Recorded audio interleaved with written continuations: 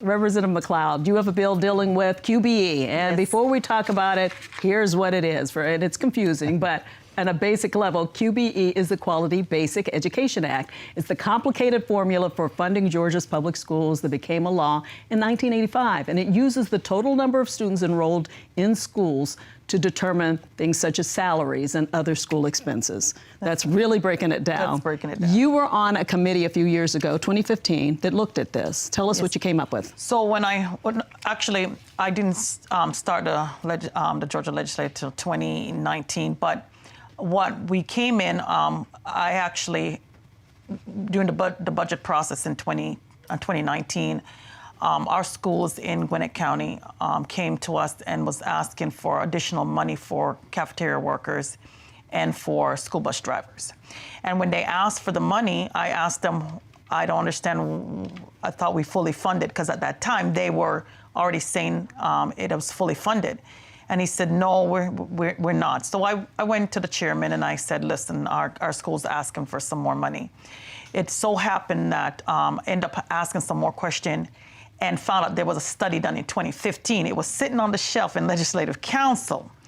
And my staff and I took the study and actually broke it down. And that's how we created HB 71. Because although I think it's misleading, just like the names of some of these bills are very misleading. They sound really flowery, but they aren't what they seem to be. It's the same issue. When we looked at the formula, it wasn't doing what was needed, and so we did this bill. And again, saying it was fully funded is not true. It's misleading. It's fully funding at the 1985 standard. We're in 2022. And Gwinnett County schools do not look like 1985. I can assure everyone that's listening out there, it does not. And we're at 1 million people. I think back in 1985, I think our schools probably had in Gwinnett County probably maybe close to maybe 175,000 people total. And so to compare the two, we have to look at this formula. I know it's going to be difficult, but this pilot program allows for us to look at about 6 schools and actually look at breaking down disability, English as a second language, kids that are below the poverty line, because we cannot keep taking away from public schools and expect that it is going to be fixed. We have to fix public schools. And because the majority of our children are educated there, we have to invest in it. And this is unacceptable for us to continue the school-to-prison pipeline because our kids are not reading by grade 3. Okay, it's a big lift. But the other thing you have is something dealing with, you want to get rid of the money spent on private prisons. Talk about that. We have a few minutes. I do.